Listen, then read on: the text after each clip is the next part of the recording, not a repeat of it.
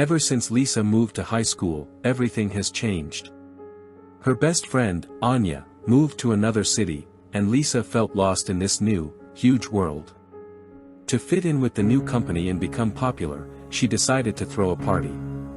Knowing that her parents would not approve of a noisy gathering, she came up with an ingenious plan, a sleepover for girls. The theme of the party was chosen accordingly, mysticism and divination. Lisa bought an old book at a rummage sale full of spells and rituals. The girls gathered in a room, lit candles and started summoning spirits. At first nothing happened, and they were beginning to get frustrated. Suddenly, the door opened sharply, and Lisa's younger brother, Maxim, burst into the room with a scream and a sheet thrown over his head. The girls shrieked with fright, but quickly realized that it was just a silly joke. They were angry at Maxim at first, but then, laughing, they forgot about the incident. As the evening went on, the girls chatted, gossiped and guessed at cards. But soon strange things began to happen. Shadows moved on their own, candles went out for no reason, and quiet rustles came from behind the walls. The girls decided that it was Maxim's tricks again. Annoyed, they went to his room to reprimand him. But Maxim was sleeping peacefully in his bed. At that moment they became really scared. Liza remembered the book she had bought at the sale. She flipped through it and came across a warning written in small print, "Do not summon those you cannot control." Suddenly, the room felt very cold. The shadows thickened, and figures began to emerge from them. They were ghosts, dead relatives of the girls, whom they had summoned by reciting a spell from an old book. Their faces were distorted with anger and resentment. The party had turned into a nightmare. The ghosts moved slowly but inevitably, their icy hands reaching for the living.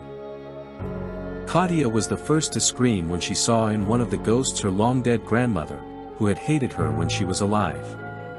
Katia's grandmother, who had been grumpy and jealous when she was alive, now seemed even more sinister, her eyes burning with evil fire. Lisa, horrified, tried to remember some spell from the book that could stop this madness. But there was only idle panic in her mind.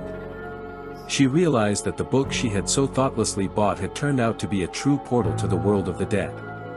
The ghosts were coming closer, and the girls, paralyzed with fear, could not move. They saw in these ghostly figures their worst nightmares made real.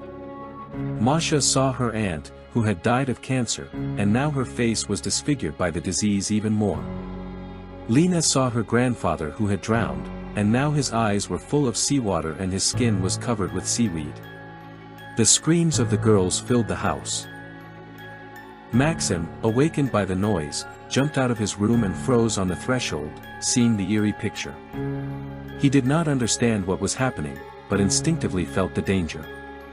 Lisa, gathering her last strength, grabbed the book and tried to close it. But the ghosts did not let her do it. They reached out their icy hands to her, trying to snatch the book from her hands. In desperation, Lisa threw the book into the fireplace. The flames instantly engulfed the old pages, and an acrid smell of burning floated through the room. The ghosts hissed and began to retreat, as if the fire was burning their ghostly bodies. As the book burned, the ghosts became more and more transparent and finally disappeared, vanishing into thin air. The room was silent, broken only by the crackling of the burning wood in the fireplace and the paused breathing of the frightened girls. Lisa, Maxim and the rest of the girls sat huddled together, unable to believe what had just happened. They had experienced a night that had changed their lives forever. Since then, they never played with mysticism and fortune-telling again. They realized that some things are best left alone, and that the world of the dead is not a place to trespass recklessly. A party intended as a way to become popular turned into a lesson they would remember for the rest of their lives. And while Lisa never became the most popular girl in school, she did gain something much more valuable, the realization that true friendship and safety are more important than fleeting fame. And she also forever remembered that old book sales can be very dangerous. After that night, Lisa's house felt like it was soaked with cold. Even in the summer, when the sun was scorching, the rooms felt a chilling draft. The girls who had survived the nightmare tried to avoid each other, as if afraid that the memories of that night would catch up with them again. Liza felt guilty, realizing that it was she who had dragged them into this. Maxim, though he did not fully understand what had happened, became very quiet and withdrawn. He often woke up at night screaming, dreaming of shadows and ghostly faces. Lisa tried to calm him down, but felt that she herself needed consolation. His parents, unsuspecting of the real cause of his nightmares, wrote it all off as teenage angst and tiredness from school. They even suggested that Lisa see a psychologist, but she refused. Her parents, who were unaware of the real cause of her nightmares, blamed it on teenage anxiety and tiredness from school. They even suggested that Lisa see a psychologist, but she refused, fearing that the ghost stories would sound like the ravings of a madman. Lisa decided she had to get rid of everything that reminded her of that night. She went through all her things, threw away old candles, tarot cards and other trappings of the mystical party. But most importantly, she decided to find information about that very book. She started looking on the internet, in libraries, in antique stores. She wanted to know who wrote it, where it came from, and why it was on sale. But all her searches were unsuccessful. It was as if the book had vanished from history, leaving no trace. One day, wandering through an old book market, Lisa came across an elderly bookseller. He was sitting behind a counter littered with old books and reading something in a tattered tome. Lisa decided to try her luck and asked him if he knew anything about books with spells and rituals. The old man looked up at her, his eyes shrewd and wise. He was silent for a long time, as if assessing her. Then he spoke slowly, "Some knowledge is best left untouched. They can do more harm than good." Lisa told him about the party, about the ghosts, and about the book she had burned. The old man listened to her intently, not interrupting. When she finished, he sighed and said, "You made the mistake of summoning those you could not control." Lisa told him about the party, about the ghosts, and about the book she had burned. The old man listened to her attentively, without interrupting her. When she finished, he sighed and said, "You made a mistake, summoning those you could not control. But you did the right thing in destroying the book. It was dangerous." He told Lisa that books like the one she had found were extremely rare. They contain not just spells, but keys to other dimensions. They could open doors to the world of the dead and unleash dark forces. "Don't look for that book again," the old man said. "Forget about it. Live your life and be careful what you wish for." Lisa took the old man's advice. She stopped looking for information about the book and tried to forget about that night. But the fear stayed with her forever.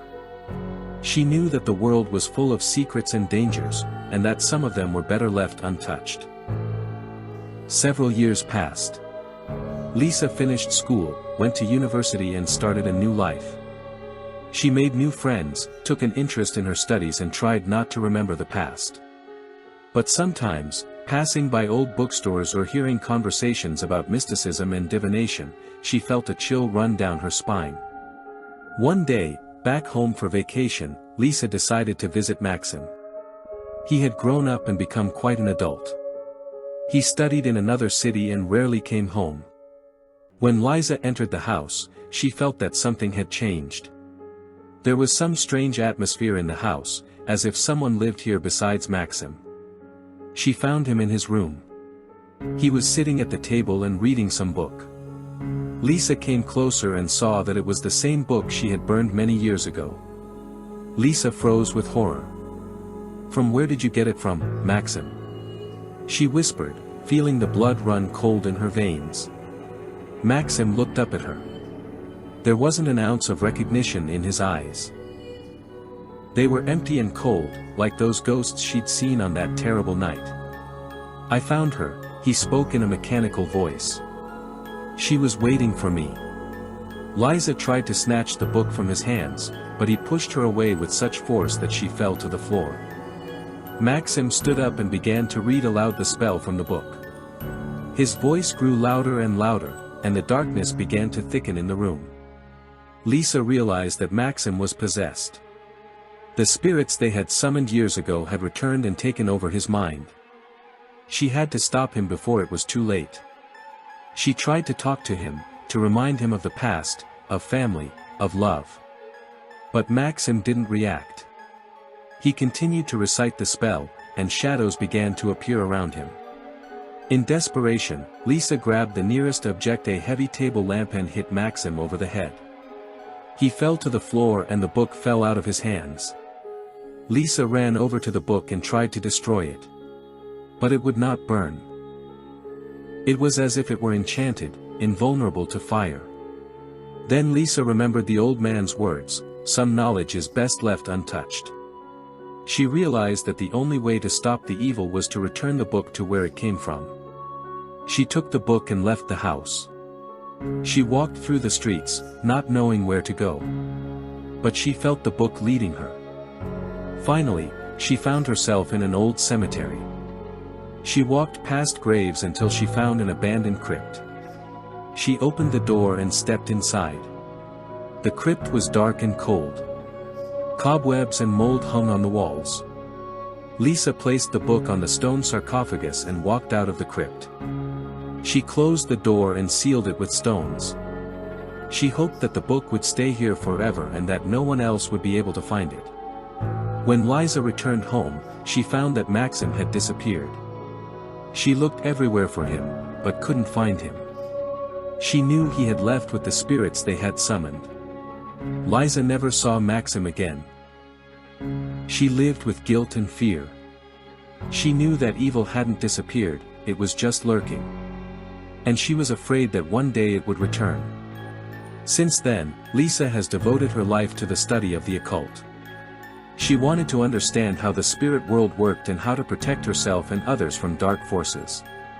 She became an expert in the field, and her knowledge helped many people. But she never forgot the night she summoned the spirits. She knew it was her mistake, and that she had to take responsibility for it. Sometimes, at night, she dreamed of Maxim. He would stand in the darkness and look at her with his empty eyes. And she knew that he would never forgive her. Lisa realized that her life was forever bound to the spirit world. She was doomed to an eternal struggle with dark forces. But she would not give up. She knew she had to keep fighting to protect the world from evil. Because, as she had learned from her own bitter experience, curiosity and the desire to be popular can open doors to places that are best never looked into. And the price for that can be exorbitant. And sometimes, even at the cost of a life.